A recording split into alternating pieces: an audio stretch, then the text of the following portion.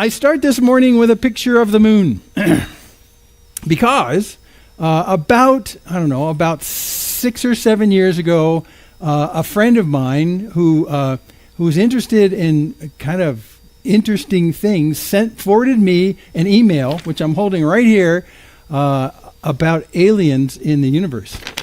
And it turns out that I can't read you this whole thing because it's not loony, but what he says basically is, if you look on the dark side of the moon, there's buildings there. Well, there was a big craze it was about 8 years ago, because there were some pictures taken on the other side of the moon. Many times we think the other side of the moon, even though we can't see it from Earth, that no one has seen it. They used to call it the dark side of the moon. That side of the moon gets light too, It's just that when you stand on Earth in your front yard and look up at it, you'll never see the other side. However, you can see the other side if you get in a spaceship and you go around the back side of it. And so parts of it are lit, parts of it are dark. It's been mapped, it's been photographed. The Chinese have famously done unmanned missions to the other side of the moon now for almost a decade with little lunar rovers, the whole 9 yards. So we know a lot about the other side of the moon. But it's always fostered this interesting kind of folklore about what's on the side of the moon that we can't see. And that folklore went on basically until the space program, because then we looked on the other side and we looked and said, well, it looks like the other side is what it is. But this guy sent me an email saying, no, there's people living over there. And there's a structure over there. And he said, I'll quote him here, that structure you see was flown there via space. It's actually a structure housing a command center for a race of human aliens. It was built in space near their planet, which was actually easier than flying the material to our moon and building it there. That would have been an impossibility. This group of aliens are from a solar system in this galaxy, which is about 22 light years from planet Earth. And then he goes on, he describes what they do, and they're just interested in surveying the different species that are around in the galaxy, see what our agriculture is and stuff like that. He goes on and on. It's really quite, it's interesting. I mean, it's kind of, it's kind of fun. And then he closes with this. I felt this would answer many of your questions about what's going on the moon. This is not the only race of aliens who are building on the moon. There are 3 races who are not friendly, as opposed to this first group, and they are hostile. They leave us alone because they have seen the result of our weapons and our technology, but their intentions remain to be seen. This message is for your eyes only. So I'm sorry, we're all going to die now. But when my friend sent this to me, I mean, it's fun to think about. When he sent this to me, he said, hey, so what do you think? Because when you read this, it's very rational. Hey, what do you think? And I said, well, I doubt it. And we're going to look at the doubting 4 as we come into the next 4 weeks. Is that how you're going to introduce doubt? Well, no, because what I want us to do before we get into the actual scene we're going to look at today on doubting, the first of 4 scenes, I want us to understand a little bit about what doubt is, and then give you a challenge that you have to answer as we go in the next 4 weeks. So as we think about doubt is like in this particular case, it's very clear, I do not have contrary information. I have not been to the other side of the moon. I don't have firsthand evidence, and I can say, no, I've been there, I've seen it, it's not true, there's no aliens there. I don't have any of that. So on what basis do I resist this claim? Well, there's a whole bunch of scientific and other salacious reasons, but normally what you do when you get a piece of information that you can't confirm or deny, you go into automatic doubt mode. You say, well, I doubt it. However, if you gave me more information, I could be persuaded, but I doubt it. So our initial approach when we talk about truth, or when someone presents truth to you, is you take it with a grain of salt and you say, well, let's see. So doubt is actually taking a purported fact and saying, I need more information. I'm going to hold it at arm's length for a while. That's doubt. And so in this particular case, I think doubt is a good thing. And that's actually what we're going to try and figure out over the next 4 weeks. Is doubt good or bad? That's the only question you have to answer for the next coming. Is doubt good or bad? And how does God react to us when we have doubt? So these scenes will help us answer that question. But in this particular case, as I was thinking through it, doubt is actually a good thing in some circumstances, especially when some people make some claims, or my buddy Larry, when I was growing up, says, let's do this, although we won't get in trouble, it'll be fun, and we got in trouble anyway. So from that point on, every time he proposed, I'd say, Larry, I doubt you're going to get away free on it. So doubt is something where you hold facts at an arm's length. Eventually, you can take that fact and you can qualify it, and then you can get to where you embrace it and say, I think it's true. I think it's true. I had some disputes with people about different physics things, since my background is all in physics and electronics, but physics, I do a lot of physics, and we'd get into discussions about physics. And physics is pretty much just a systematized mathematical way of describing what you just observe around you. That's physics. How do things work? Why do things fall? Why do things fly? So all those kinds of things, that's what physics is all about, is why the world works, and it's all based on observation. So if I got to the other side of the moon, if, I spent $100,000 and got a trip with, some SpaceX company that was going to go on a tour around the moon, and I went around the other side of the moon, and as I got over there and I got my binoculars at the actual coordinates, he gives me the coordinates of this, the moon coordinates. And I get to the moon coordinates, and I put my telescope from orbit, and I look down, and I see a building, and I see little cars, and I see people. I go, well, I have more evidence. My doubt has come to move a couple steps closer to fact, right? So doubt is just that land in your thinking where purported truth is just still you're not sure about. Now, there's some things that doubt goes away, because in your existence, you can qualify certain things. If I claim that there is no such thing as air, because look, you can't see it, so how do you know it's here? You could doubt that at first until you walk into a place that has no air, like the bottom of a swimming pool, and you'd say, oh, well, I think I do need air. I think it's a real thing, and I can actually feel it when I can blow it. I can breathe it. I embrace the idea of air, even though I can't see it. And a lot of things I studied going through school were things that I couldn't see, but I eventually embraced the reality and the truth of it after other kind of observations. Now, some doubt is good because it causes you to dig deeper into the foundations of the purported truth. However, there are some times where doubt is bad. And let me just kind of explain a few. And many times this happens when when someone says something to you which is actually closer to common sense, like we all accept it, and yet because of your preconceived notions, you decide that you're not going to accept what they say, and you're going to doubt it just because it doesn't line up with my worldview, right? Like, for instance, if you could be persuaded that gravity doesn't exist, and you say, I doubt it exists. I just cannot embrace gravity at all. And then you jump off a roof and you fall to your death. Gravity proves itself in the last couple of seconds before you die. But in that particular case, that sort of doubt is sort of foolish, right? So you can move in the doubt spectrum from where it's probably the right thing to do, and other cases where it's just outright foolish to do. So doubt by itself runs a spectrum. And so really the question when I say, is doubt good or bad, is we have to look at this spectrum of where doubt shows up, and is it useful to us, or is it destructive to us? Doubt. So it can run both sides. The question is, what's the role of doubt in our Christian lives and in our spiritual lives? Is doubt a good thing, or is it a bad thing? So when my friend said there's aliens living actually on the surface of the moon, that if you were to go over and look at it, you would actually look down and you'd see these guys there. As time goes on, my doubt turns into absolute denial. I don't think so. And again, most of that is because we've had people and spacecraft around the backside and look down all the time. Oh, well, they're just covering up what's there. Well, there's a lot of things that you can look at. Doubting is a difficult game for us, because even in this day right now, you're presented with more purported facts over the internet than you can handle in a lifetime, and you have to figure out, is this real or isn't it real? So your first response is to doubt it. So anyway, that's the question we want to answer. Doubt itself, is it bad or is it good? Okay, so that's what you have to answer. So we're going to look at some cases, and we're going to look at one today, which is almost as fantastic as aliens on the moon, which should cause you, when you read it, to say, what?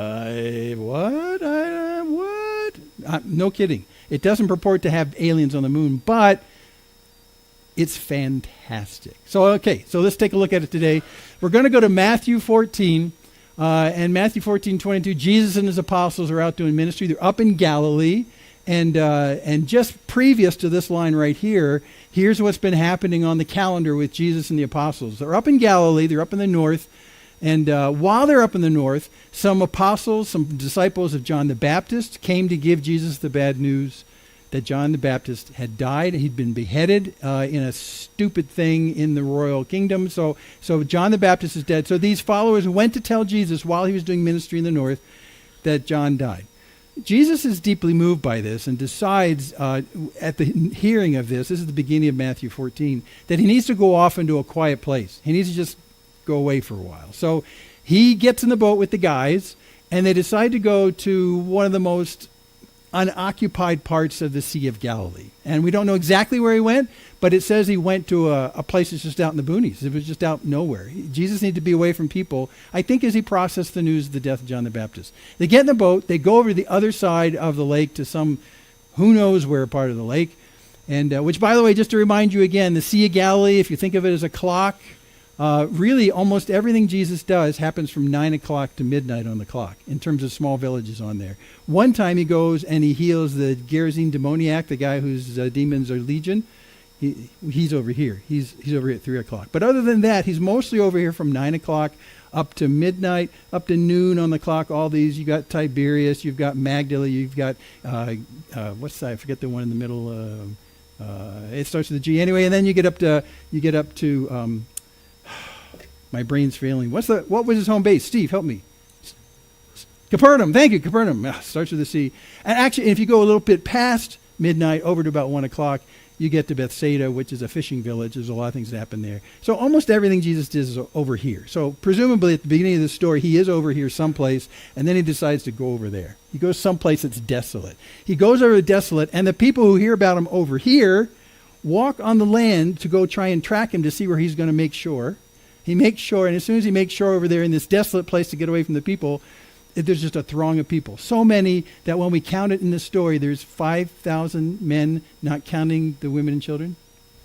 That's when he feeds the 5,000, when he's trying to get away from people to deal with the news of John the Baptist. So while we're over there, he does a day of ministry, he feeds the 5,000, and now it's getting dark, and Jesus says we need to go back over here.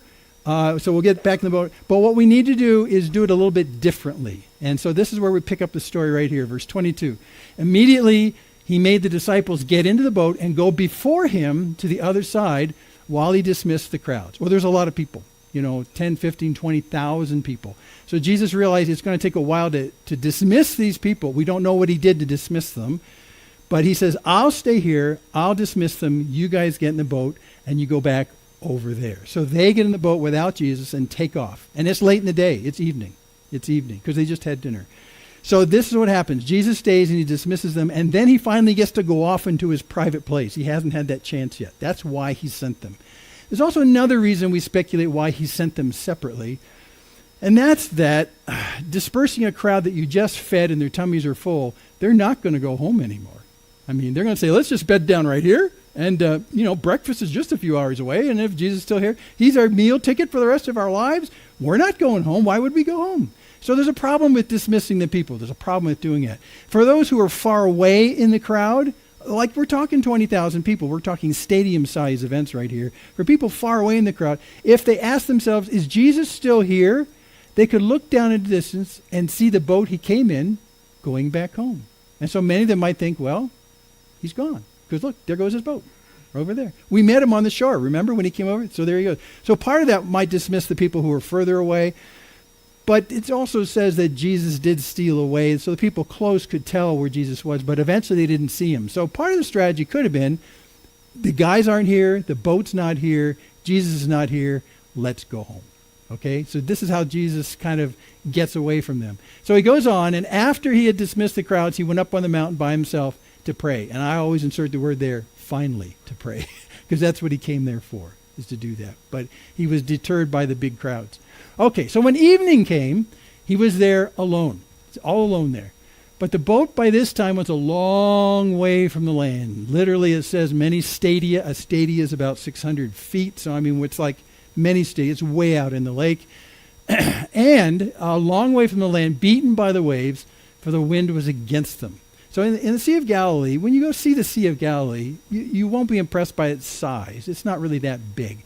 It's about the size of Utah Lake here. I checked it out once. It's about that size. But it was prone to a lot of windstorms for a lot of reasons. And these windstorms would hit the waves, and suddenly you'd have gigantic waves because of the wind. And so it was unpredictable. Like here, the wind comes up when you can't quite predict it. Sometimes it's like wonderful, and then it gets to be dinner time, and there's wind everywhere. It's like that on the Sea of Galilee.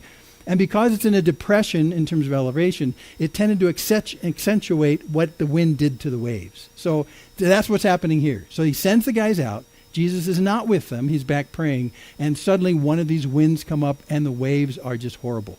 Now, if you're a boating person, you know that the physics, back to physics again, is your boat will stay on top of the water as long as the inside of your boat is air.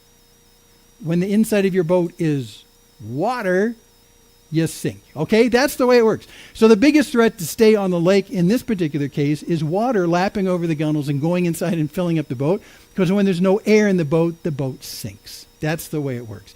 So it's a great threat to them that these waves are big enough that they can lash over into the boat and fill it up. That's why you always bail a boat. You don't want to have a boat full of water. You want to have it full of air that keeps it buoyant, keeps it on top. So this is the struggle they're in. This time, Jesus is not in the boat. If you recall, he was in the boat when this happened once before. And he was sleeping in the back, and he got up. It happens many chapters before in Matthew right here. And when he was with them, he stilled the storm. This time, no Jesus in the boat. It's a different kind of stress for them. Okay, in the fourth watch of the night, he came to them walking on the sea. Matthew just says, just to let you know, Jesus came to him walking on the sea. What? Yeah. What? And you got to get the fourth watch is an interesting thing to keep aware, because it's important in how you visualize this story. At night, the military would always set watch hours to rotate the watch, people that are on the watch. A lot of the Roman watch they subdivided the time from dusk to dawn into 4 sections, roughly 4 3-hour sections. And the first watch, the first 3-hour watch, would start at 6 p.m. around sundown and go to 9 p.m. The second watch would go from 9 p.m. 3 hours later to midnight. The third watch would go from midnight to 3 a.m. And the fourth watch would be 3 a.m. to 6 a.m. So why is that important? Well, for one thing, you remember they got in the boat when it was just evening. They'd all had dinner. So it was sunset. So they've been on the lake now 9 hours? I mean, it's been a long time. And Matthew explained why it's been taking so long, because when you look at the distance that they're traveling the boat, it's not that far. But it sort of depends if you're going with the wind or against the wind. And you'll find that they're going against the wind. So this is what's going on. Also, when you're in the fourth watch, your fourth watch will be the watch that sees the sunrise. So it could very well be that we are just close to sunrise or around sunrise. There's a little bit of sun, but not too much, because it's still kind of darkish. So that's the context, and that sun is an important part of the story. Okay, verse 26. But when the disciples saw him walking on the sea, they were terrified, as you would be too, okay?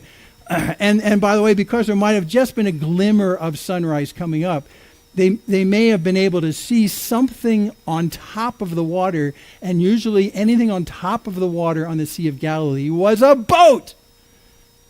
But this is not a boat. And maybe because of the dawning light, they could see that it looks like a being of some kind. Oh, so what did they think? And they said, "It's a ghost."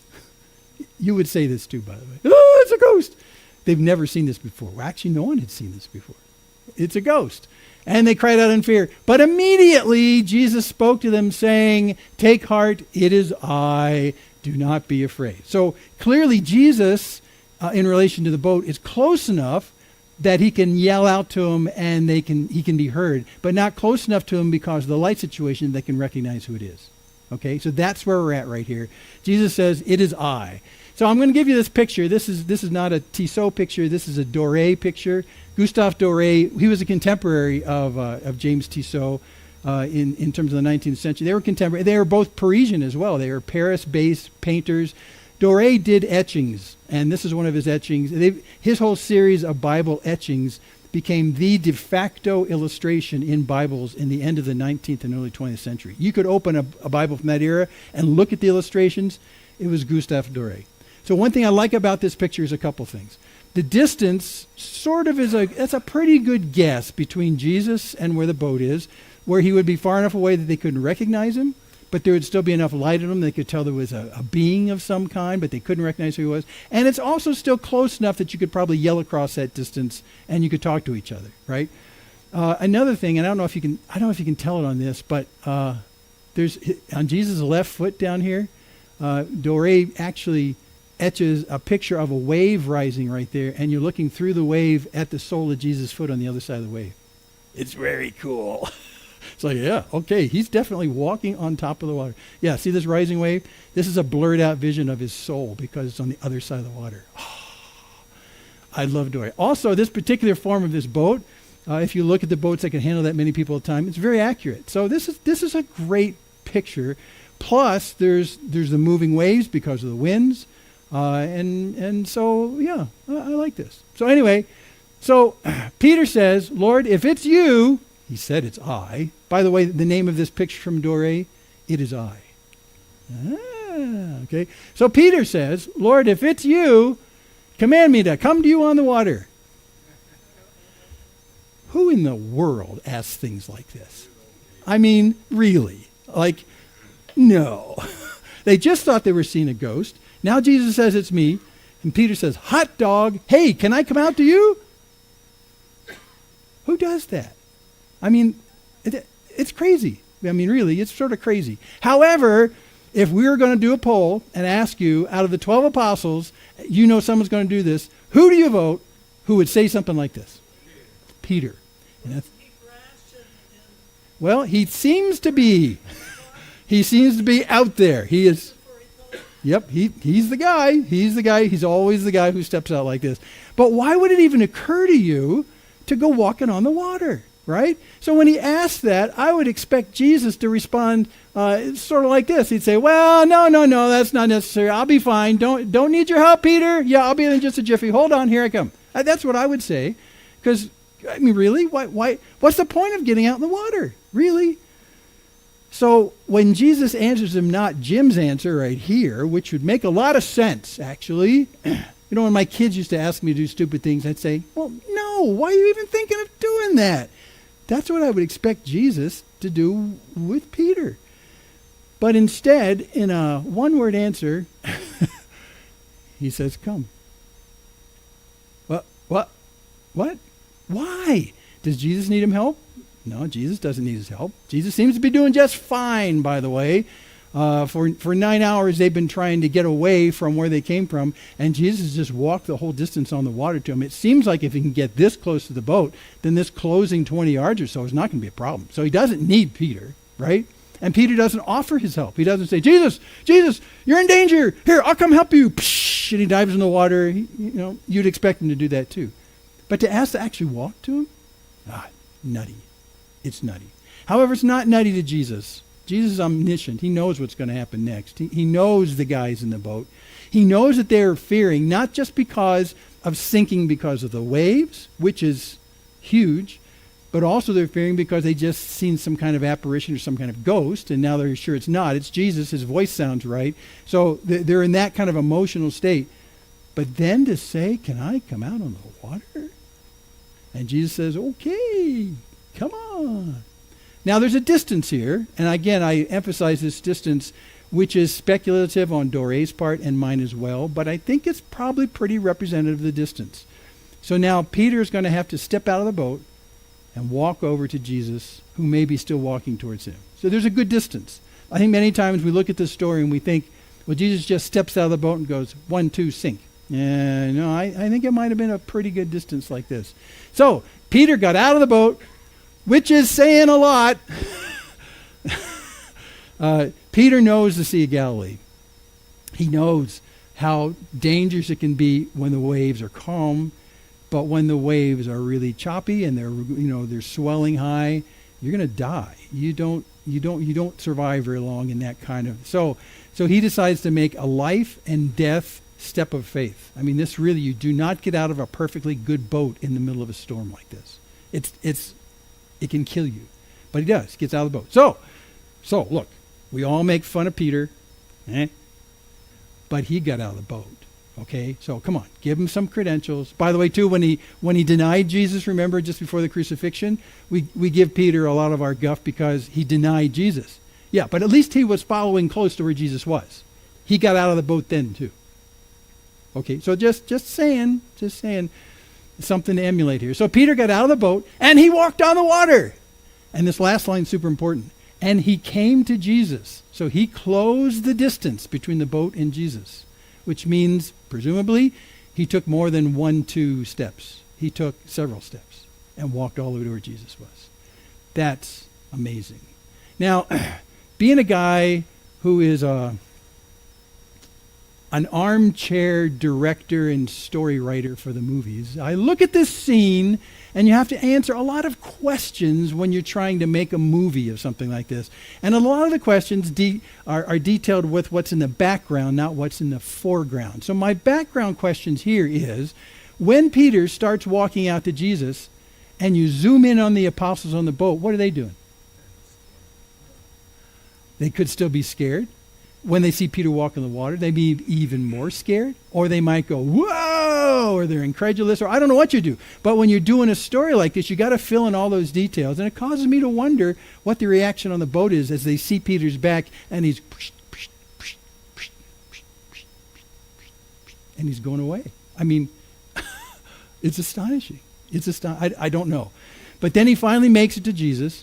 And if I was writing the story as a fictional author, I would say he gets to Jesus, they give a big hug to each other, and they turn around and walk together back to the boat. Right? Isn't that what you'd write? No? Erica, come on. That's how all feel-good stories go. And that's how you can sort of tell there's some reality to this. Because in pieces of fiction that are mythological, they always are good, or bad. They're never good, bad, good, bad, good, bad, good. But in our human experience, it's good, bad, bad, good. It varies. And so we're going to do a downturn right here. He came to Jesus, and when he saw the wind, he was afraid. It took him all this time to figure that out. He was afraid, and beginning to sink, he cried out, "Lord, save me!" And Jesus immediately reached out his hand and took hold of him. So he did close the distance because he got close enough that as he sunk, Jesus could reach him. I mean, they were that close. You would think he would be home free as soon as he got to Jesus, all the fears would be gone, right? But right there, within arm's reach of Jesus, he starts to go down. And he says, "Lord, save me." And Jesus immediately reached out his hand and took hold of him. And we get to the crux of the story right in the next breath. Okay? Right here.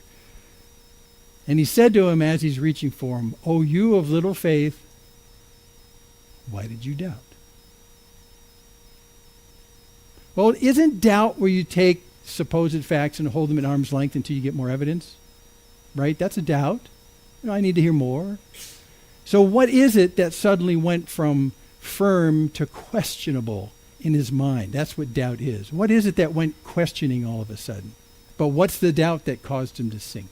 Well, what did he start to question? Yeah, he took his eyes off Jesus and looked at the wind. I think he realized, and these are all right things, he realized, when he got out of the boat, he realized this was crazy. However, remember how he said it to Jesus? "If you really are who you say you are, command me to come and everything will work out fine." So he had faith that Jesus was going to do this for him. It wasn't Peter doing anything miraculous. It was Jesus doing something miraculous through Peter. But then when he gets to the point where he realizes the waves and what's around him, suddenly his understanding and his full-fledged 100% undivided attention on Jesus' power starts to wane, right? And that's where he starts to doubt. By the way, too, go ahead, Mike. Could he swim? Well, I asked myself that same question. He was a fisherman by trade. I would presume he could swim. However, with the waves, that may not be enough to save your life. So that's I had that same question. I don't know. I would presume he could. So, but again, the threat to the waves is the big issue. That's really the big issue. And if you've ever been swimming in deep surf in the ocean, only once. I was body surfing in Maui. And I remember at the time when we were doing it, body surfing is actually really fun if you have a very slight beach, and Maui has one of the longest beaches. You can walk for a long time and still only be waist deep. It's really a shallow beach.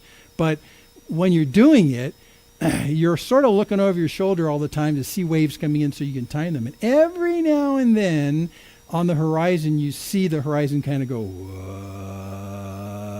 and you're thinking, uh-oh, it's a big one. And it freaks you out. And you decide just survival is the big issue. So you don't actually swim through. You just kind of hunker down and wait for it to pass. But when you're in water like this, you can't just hunker down and wait for it to pass. It's all around you all the time. So it's dangerous. So why did you doubt? We're going to come back to that because I think this is why Jesus wanted this whole event to take place. Okay? Let's finish the story. By the way, too, this word doubt, I looked it up. The word doubt in the New Testament has two Greek words. This is the softer of the two Greek words. The other Greek word means basically to judge something. This one literally comes from the root of double. Properly, it means to duplicate something. This whole word distazo means to duplicate. So when there were duplicates in other stories, do this. So what it literally means in our vernacular is to become double-minded. Literally, it means I was here and now I'm here. There's two states your mind was in, and that's what he's talking about right now. So he actually has moved. He's moved from a certain sense of certainty and faith as he stepped out of the boat, and then suddenly when he actually saw what he was in the middle of, his mind changed, and he's saying, well, I think I'm having second thoughts. And that's where that comes from. Double-minded, second thoughts, that's this word in Greek. So we're having second thoughts right here, and that's what's happening. So this is the softer one. The harder one, which we'll look at in the next coming weeks, is really about taking a fact and judging it instantly. That's the doubt. Here it's like, well, maybe not. See, that's the movement you're seeing in the word. Okay. Well, when they got into the boat, and by the way, I got to stop right here. Okay, here's my theater mind kicking in again, okay? So, you've got the camera out on the water. You got Jesus and Peter in the foreground, but their backs are to us, and they're walking to the boat, right? Is Peter walking on the water, or is he being dragged by Jesus? Because it changes the whole scene altogether. I mean, could it be, now this is just Jim doing stupid movie thoughts again, but wouldn't it be a gas if he got dragged through the water all the way back? Like Jesus got him like this. We'll be there in a second, Peter. And then you gotta do your background things. So what's the reaction to the guys on the boat when they see Jesus dragging Peter up to his eyeballs in water as they come back to the boat? What are their reactions? And they're going, yeah, ridicule. Yeah. So, but we don't know if that happened. But we just don't know. We don't know. Our presumption is they walked back together, but we don't know. The last thing we saw before he gets back in the boat is Jesus has got him by his hand, and he's holding him in the water in these big waves. My sneaking suspicion, I think he dragged him all the way back. I don't know. You think he hugged him all the way back? We don't know. See, it's great to speculate about the scenes in Scripture, but we just don't know. God's not satisfying our curiosity, so we can't make any conclusions. But it's an interesting. Okay, when they got into the boat, and see there, he's going that whole distance right there, the wind ceased. Now that's a really big deal. It happened once before, and again, I mentioned it before. Here's the places where you can see where it talks about the wind ceasing in other places, and it happened before. See, our passage here is in Matthew 14. When they ceased the storms before, that was in Matthew 8. So that was earlier in the ministry. So they've seen the water chopped up by the wind. They've seen the wind suddenly cease. Boom, just like that. And that happens here as well. So when they get into the boat, all this wind and the water movement ceases. That by itself is a testimony to them that Jesus is capable not only of walking on water, but stopping the storm altogether. So when we're talking about a lapse in faith, It's one thing to say, I don't have enough faith that Jesus can keep me walking on the water. But it's a whole other thing to say, but Jesus can calm the storms. He can do anything. So we're right here. Even with the wind stopping right here, we're at a severe rebuke. Jesus and Peter could have gotten into the boat and the waves could have kept going. But Jesus decides when he gets in the boat, it's his statement of saying, look, I'm in charge of all this. Not just walking on water. I'm in charge of the winds and the seas.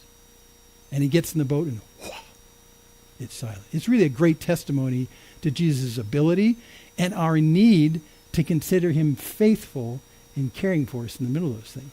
So I think if it was a dragging scenario, I think at that point it would have been even more poignant when the wind stops. And he says, look, I'm in charge of all this stuff. Woof, it stopped. We don't know about the dragon. Just leave that behind. You can wonder about that over lunch. You can debate it over lunch. There you go. Because the teaching opportunity when they get back is different, I think, based on these two. Also, well, I won't go there. So it's fun to think about. So the wind ceased, and those in the boat worshipped him. So this is their response. This is their response when all this happens. They worshipped him, saying, truly you are the Son of God. Truly you are the Son of God. Do you remember what they said before in Matthew 8 when the winds and seas stopped all of a sudden? You remember what they said then? Their great testimony of, what do you say? Exactly. Like, who then is this that the winds and the sea obey him? Whoa! There's no worship at all. It's like, oh, okay, I think we might have underestimated this guy. But in this particular case, in this whole scene, they went from Matthew 8 to Matthew 14. The winds and the sea stop. And now they say, well, truly, he's the Son of God. Okay? Truly he is. Did that happen because the winds and the seas stopped moving? Could be. Could it be because he walked on the water? Could be. Could it be because Peter walked on the water? Both ways, maybe. Come on, I don't know. Could be, at least for the first trip. We don't know. But this is enough. This is enough for the apostles, and perhaps Peter too, to move from doubt, Matthew 8, who then is this that the winds and the sea obey? Doubt about who he is. Arm's length Messiah, I don't know. To finally say here, okay, he is the guy. And so there, right here, it is a microcosm of seeing doubt move to embracing the truth about who Jesus is. But I want to show you something that's really important. It was based on evidence. Their faith and their testimony about who Jesus is not based on wishful thinking. It's based on evidence. And all the way through the Old Testament and New, when you talk about faith, when you talk about embracing the truths of God, of who he is and what he does on our behalf, God does not want you to go about that process blindly. He wants you to go into faith by knowledge and understanding, by evidence. Okay? That's the scientific method today. You don't make any assertions about the reality of nature and physics until you have some evidence to back up what you're saying. Well, that also is the case right here. Faith, and Paul tells us this really clearly. He says, faith comes by hearing, and hearing by the Word of God. So there's evidence that goes in that your brain processes, and based on that evidence, you either embrace it or you push it away. And when you push it away, that's the kind of doubt we'll look at later, which is a judgmental kind of doubt, not a questioning doubt. So clearly, in this particular case, they moved from Matthew 8 to Matthew 14, going from no faith to faith and understanding who Jesus is. That the object of our faith is super important. If Jesus is the Messiah, can I come walk out too? See, so this is all evidence-based. Who is Jesus? Our faith is based on who he is.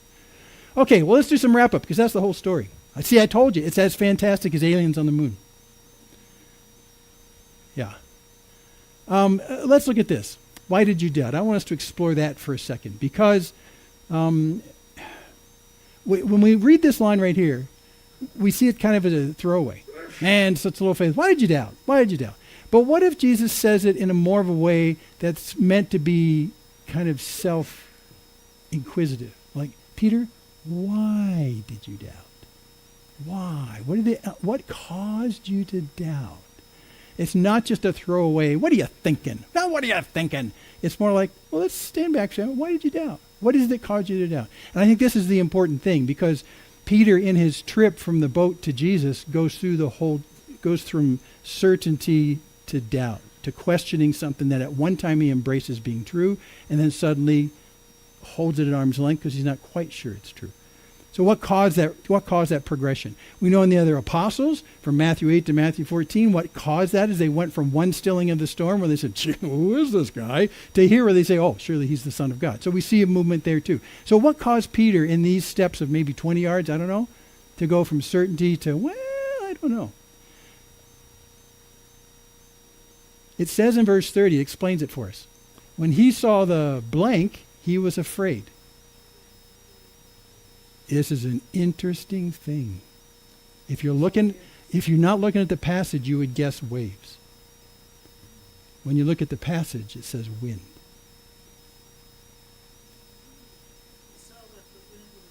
He saw what the wind was doing. And yet it's not an accident when God puts a particular word in a place. I mean, we know what he's saying. He saw the effects of the wind. And Jesus himself even teaches us about the Spirit, where you can't see the Spirit, like you can't see the wind, but you can see the effects of it, right?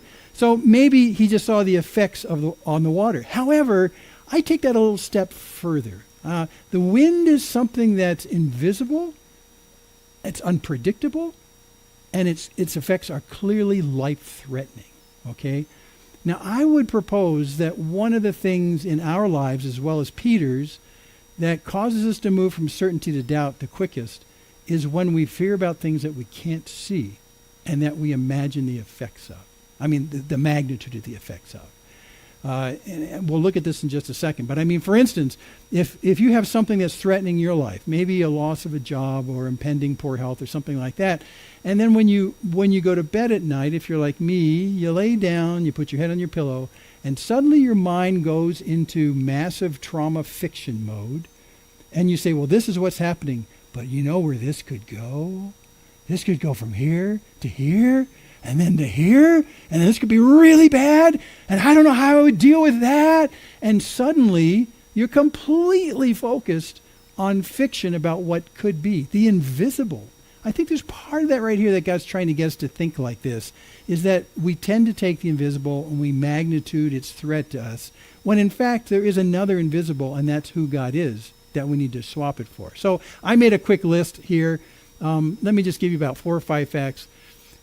First off, the more facts about a threat make it appear much bigger. So I think for Peter, as he steps out of the boat, it's one thing, but when he gets that far away from the boat, knowing that it's probably impossible for him to survive swimming back if he has second thoughts, when you're actually in the middle of it. And that's what I'm saying. In this particular case, there are solid, visible threats that lead us to fear the invisible threat. Solid, visible threats. And those solid, visible threats tend to consume our mind so effectively that we tend to forget about the bigger truth and fact about who God is. And see, that's what happens in fear scenarios. At first, when the threat is small, when it was something that you can handle, you tend to think it's not a big deal. But then when it gets to be something that's clearly beyond your capabilities, then the question that comes to your mind is God big enough for this? And should I put my trust in him? Well, it would be blasphemous for us to say that God cannot handle these things. So the question is will God handle these things? He can, but will he? And that is, we saw it already in one of our other stories. I know you can, but will you? Will you do this? That threatens our mind, that overwhelms our thinking, and we allow the reality of the threat to completely eclipse the reality of God's love and his power on our behalf. And that's when fear sets in. That's when our confidence in who God is moves to a doubt position rather than a certainty. Now, it doesn't always have to go that way. I know some people who've been mature in the Lord for quite some time. When the threats arise to be huge, they say, well, God was good on the small stuff. He's good on the big stuff. So I can trust him for this as well. But again, our temptation is to look at the magnitude of what we can see and experience and say we're toast. And then somehow, if we're toast, God's not going to come to our rescue. That's a bad kind of doubt. That's the doubt that he went through right here. And then, again, I talked about the invisible. Threats that are invisible are actually scarier. So when you talk about the fact of what could be, that's the invisible future, we waste so much time worrying about the threat of future events that we let that occupy our thinking in our mind, and we don't let it be counterbalanced by recalling to our mind who God is. Now, in Lamentations 3, there's a very famous passage that we get the song, Great is Thy Faithfulness, and we sang that. And in that passage in Lamentations 3, it's in the context of gigantic destruction of Jerusalem. The invaders have come in. God has allowed them as a way to judge Israel for the time being. He allows the enemies of Israel to come in and not only encroach onto Jerusalem, but actually destroy Jerusalem. God's city is what it's called. And while that's going on, the prophet Jeremiah, who had been saying this was going to happen, he's in the streets of Jerusalem, and he doesn't walk around saying, hey, I told you so. I told you so. Didn't I tell you this was going to? He doesn't do that. In Lamentations, he writes down what he does, and he laments because he knows that what's come upon the people of Jerusalem is something that they have invited because of their waywardness from God. However, in the midst of that lament, chapter 1 and chapter 2, then you get to chapter 3, and there's a brief glimmer of how we are to think in the midst of gigantic threats and destruction. And he says, this I recall to my mind, and therefore I have hope. The Lord's loving kindness indeed never ceases. His mercies are new every morning. Great is thy faithfulness. In the midst of that kind of destruction. And that's the mind exercise that we as believers need to go through when tough things overwhelm us. When the waves are bigger than we can swim through, when we are literally in over our head, when we're about to be sunk by the storm. I mean, you use all the euphemisms we use when you're in over your head. It's exactly the same kind of thing. This I recall to my mind, and therefore I have hope. I have hope. Why? Because of who God is. The Lord's loving kindness never ceases, including now. And his mercy to me is new every day. He's creative every day. His mercies are new. And by the way, his faithfulness is great. His faithfulness to what? Well, to you in his love. That's what we have to go back to. That reality is bigger than the reality of all the temporary threats that we'll go through in our life. The Lord is faithful to us. He loves us. And even if we sink, he'll grab us by the hand, keep us up. Yeah, there's a psalm that says that even if I should fall, I won't be hurled headlong because the Lord is the one who holds my hand. So there's failures, and Peter had a failure here. So in a real sense, he learned two things. And one, he learned not only that Jesus in his divine power can allow me to walk where he walks, as he walks, by his power in our lives, but also if I tend to trip and fall, Jesus isn't going to say, what's your problem? Drown and die. He doesn't do that. He allows us to stay afloat even by another method, even when our faith fails. That, I think for me, that's a great message, just in what I call Peter's water walk, is the fact that Jesus keeps him above the water in both cases, when he's full of faith and when his faith wanes. Yeah. So many times we take this very bad piece of theology in our head and say, as long as I persist in being faithful, God will engage on my behalf and help me. When I stop being faithful, God will stop being faithful to me. You think like that, or is that just me? Few of us do that. No. Even when you're sinking in the water, he says, I still got you. Come on. I got you. Yeah. I just love that about this. Though Jesus is near in Peter's case, the threats redirect our gaze. This is what you were saying, Phyllis. Is that it's fascinating, because if in this journey from the boat to Jesus, if I was going to sink in the water, I would do it in the first 5 steps. I go, hey, what am I doing? And I go down. He goes all that distance. And he comes to Jesus. That's why this is an important thing it says right there. He comes to Jesus. He breaches the entire distance.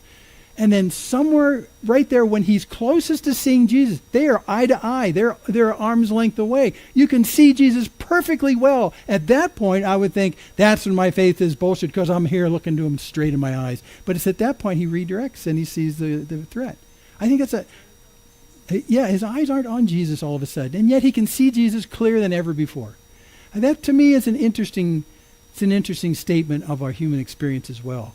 For some reason, when we think we're stoked up in the Bible, seeing the face of Jesus, and which is an important thing to do, understanding the character of God in the face of Jesus is a big deal. But that's no guarantee necessarily that you're not going to be distracted by bigger problems and hence sort of lose your gaze and allow the fears to overtake you. I think, and this is Jim's theory of spiritual warfare, is that, because it's been true for me, is that when you get to a point in your life where you're reading the Word, you're understanding who Jesus is, you're understanding the character and nature of God's heart toward you, His loving kindness to you, His mercy that's new every day, all those kind of things, and you're being piqued up on that kind of stuff. I think at that point, God allows Satan to take things up a notch. And suddenly, in my perspective, the view of the threats become much larger. Now, why would God allow that? Well, it starts to give us an understanding of the dimensions of our understanding of who God is. I mean, how full is our understanding? Because in a way, I start to get proud by the fact that I walk around going, hey, Jesus loves me, this I know, for the Bible tells me so. Nothing can touch me. I'm hot, okay? And there's a sort of a pride thing that comes up as you feel connected more to God. And then God says, okay, Satan, let's dial it up a notch. And then he dials it up a notch and I go, my hair's on fire. Well, I think that's what happened here. I think even though Peter was as close to Jesus as he could possibly be in that walk, at that point, the waves suddenly freaked him out. Why didn't they freak him out on the way from the boat? Why wait until you get close to Jesus? I think this is the issue. I think it's sort of ramped up at that point. Part of it is because he's so far from the boat, I probably can't swim back and survive. My plan B is not going to work. Part of it might just be watching the waves from the middle of a boat is one thing, but when you're standing out in the middle of the waves, it's another thing. And here he's probably the furthest into the water he's going to be until he's into the water. That could be. I mean, there's a lot of theories on that. But I do see that when Jesus is near, I think God allows Satan to dial up our view and our imaginations about threats around us. And what it causes you to do, okay, and this is healthy, what it causes you to do is to reassess where your trust level with God is. I mean, God was always big enough for these things in the past, but as I'm in the midst of this, I'm going to die, is God big enough for that? Is my faith in who He is, my trust in embracing who He is it big enough for this sudden escalation? Or am I going to start to sink in the middle of it? What this whole situation does is it tends to define the boundaries of the extent of your trust, your faith. This story could have worked well if there were no waves, right? I mean, he stepped out on the water. That's cool all by itself. Why do we need the waves? Well, and I think it's because this end scenario here where he loses it that's what causes him to realize that maybe his trust in Jesus isn't quite as well defined as he thought it was. I think that's what does it. I think if there were no waves, it wouldn't cause him to ramp that up. So in the inclusion of waves in the story from Jesus' perspective, it's meant to bring Peter to the edge, to the boundary of his faith. So we can kind of chart where that boundary is. Because look, if you don't ever have something that pushes you to the boundary of your faith, you don't know what its extent is. The interesting thing too is, in Peter's case, if Jesus says come, then Jesus is going to make it happen, right? I mean, wouldn't you think that? And in fact, it's in the very first seconds about hearing that single word come, you step out on the water because you're still remembering His word and you're taking His word as being gospel, as being truth. That's going to be it. So you're thinking about that word. It could very well be, if that's what you're saying, that during that passage of time when he gets to Jesus, he's forgotten the import of Jesus' command, of His word. And he gets distracted. The story itself is almost electric in my mind. It causes so many questions. And yet what we're really focusing on here is that one thing that Jesus said. So why did you doubt? That's what you really need. That's not a question to Peter alone. It's a question to us. Why would you doubt in that situation? You've got His word to come. Clearly He's going to make it happen, right? They just saw the feeding of the 5,000. That was that evening. And they were actively involved, remember? They went around serving and collecting. Yeah, but it also wasn't life-threatening for them. So again, your faith, which is based on your understanding and embrace of the character of who Jesus is, that's expanding while you're seeing the feeding of the 5,000. But the rubber doesn't hit the road until you have to actually entrust your life with Him. See? And so that's what I think Jesus is doing here, not only for Peter, but for the guys in the boat and for us 2,000 years later. When you entrust your life to Jesus, and yet He has said, come, Is his word good? Or are we going to be distracted in the last second by what looks like the realities that threaten us? Are you still willing to trust? Fear is what Satan uses to redirect our gaze from looking at him. However, God allows Satan to instill that fear again so that we'll understand the boundaries, the extent of our faith, and to find out where it doesn't really work anymore. And so they had to go from feeding the 5,000, which you would say after that, well, surely this is the Messiah. This is the Son of God. He just fed 5,000 people and all their families. Man, I believe who he is. No, actually, it's not until Elijah threatened. Then they believe who he is. But again, it's not until God pushes you to the boundaries of where your faith, do you understand how far your faith goes. And I think it was a self-enlightening adventure for Peter and for all of us. That's what I'm saying. I think I had one more point here. Oh, yeah. Our knowledge of Jesus is the key to having faith and having trust. And so that's why at the end of the story, the apostles, and I think Peter with him in the boat, say, well, surely this is the Son of God. It's all about who is Jesus. Even the walk out to Jesus and back was all about who is Jesus. You can come, Peter. Well, if it's you, then I'll come. And if you command me to, I'll come. Is Jesus who he says he is?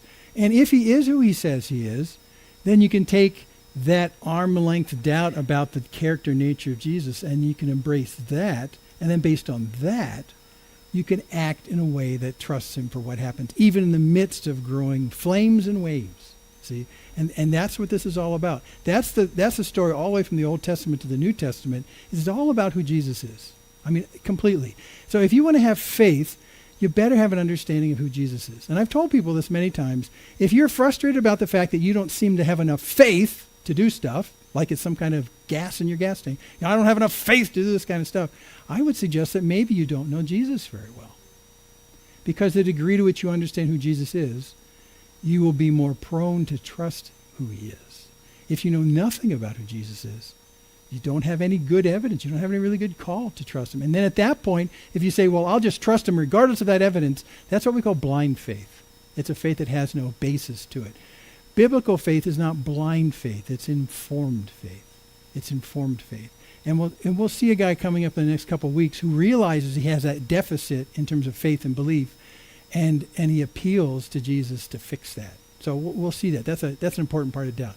As long as Peter recognizes that it's not something that he has developed a skill at doing, but it's something that moment by moment Jesus does through him, then he'll be able to replicate what Jesus did, because in reality, Jesus is still doing it. It's not Peter.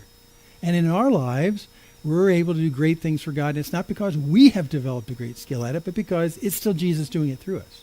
And so that's a really important, that when you talk about new covenant ideas, that's a core to the new covenant. It's not me, but it's Christ. And Paul said it over and over again. The issue in ministry in this new covenant is Christ in you. And that's what allows you to do this. So I mean, that's really important.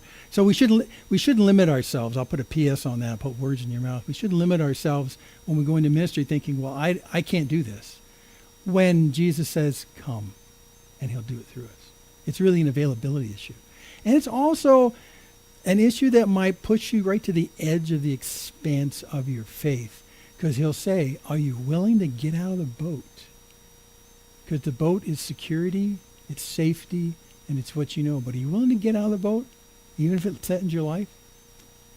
But if he said come, I do it. I'll add a PS to that. If Jesus doesn't say come, what would happen if Peter had said, Lord, if that's really you, command me to come, and Jesus says, no. And then Peter gets out of the boat, I can do this, and then he sinks immediately. That's not faith, that's presumption. So there really is a line, and we'll talk more about this as well, where we say to ourselves, we talk ourselves into thinking, I have enough faith. I have enough faith. I can believe this. I can do this. I can do this. But Jesus never said come. I had a guy, I think I told you this story. I had a guy when I was working at Hewlett-Packard. We were standing around the break table with donuts and coffee. And he was a self-made evangelist, I'd say. And we connected early on, and I found out he was a believer. And his aspirations was one day he was going to quit Hewlett-Packard, and he was going to become a worldwide evangelist. And God had promised him that he'd learn how to fly a jet. He'd have his own private jet, and he would fly all around the world in his private jet, speaking about Jesus and saving people all around the world. And he went on through a whole cup of coffee telling me how excited he was about having a jet and flying this jet all around the world. And I said, well, did Jesus actually say this is going to happen to you? I mean, it's the equivalent of Peter. Peter, did he say come? So I said, this guy, did Jesus say to do this? Because there was something about how enamored he was with his Gulfstream jet that made me wonder whether, are you really serving Jesus or are you serving yourself? And if so, then you're not operating on faith, you're operating on presumption. So when Jesus says come, you can take him at his word. But if he doesn't, I kind of, yeah. Okay, is there another point here? I can't remember. I don't think so. I think we're going to sing a song. And it's really, oh, I have an extra thought.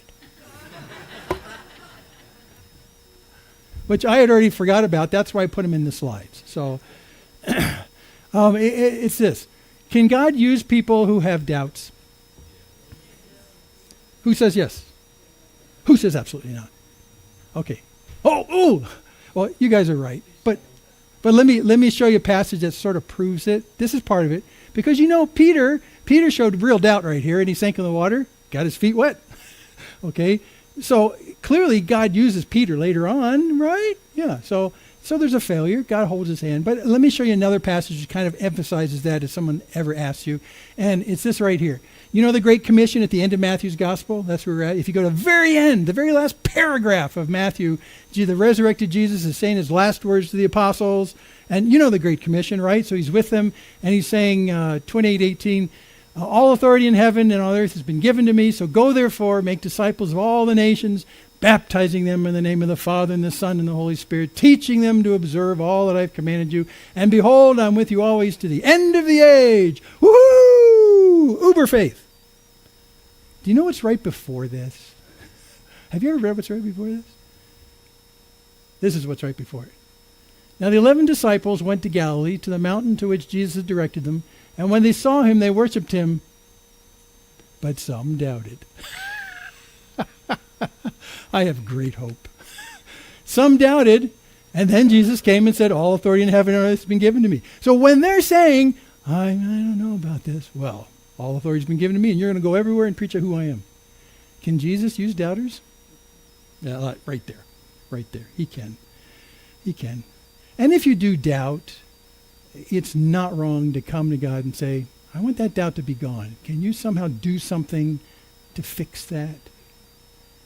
And he will. However, I got to tell you, you're going to have to get out of the boat in life-threatening situations. And you're going to be in stress.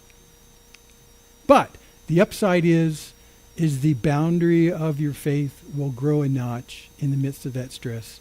And you'll come to understand that he loves you more than you ever thought he did before. But it takes being on rough seas to figure that out. That's the up and down of it all. Okay, now we're going to sing a song. By the way, that's that same. This is the only other place that double-minded thing, that second thoughts verb comes in. It's right here. So right there before the Great Commission, some of them are having second thoughts.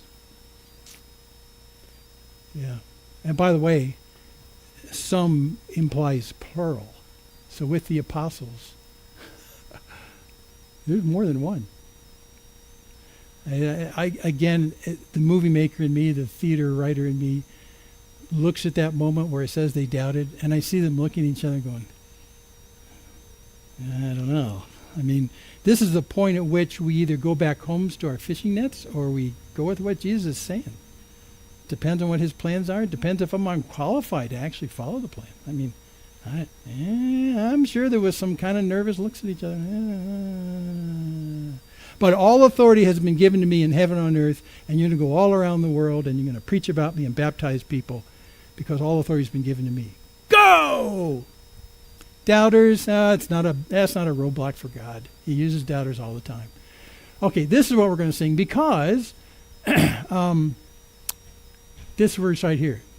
Though the storms may come and the winds may blow, I'll remain steadfast. Steadfast in what? In your knowledge of who he is. I'll remain steadfast in who he is, and let my heart learn while you speak a word, it will come to pass.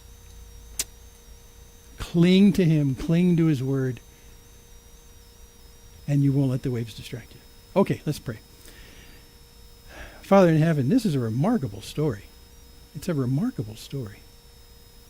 And I don't understand either why the other two Gospels that talk about this don't talk about Peter's walk.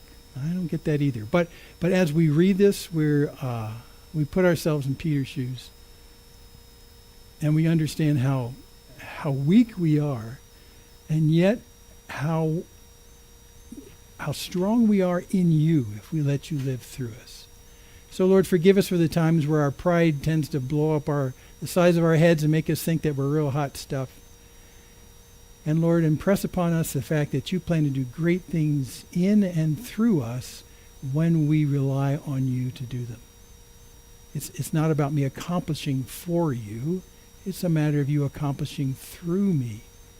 So Lord, we pray that you would have your will and your way through us, and that you would glorify yourself in this desperately needy place right now.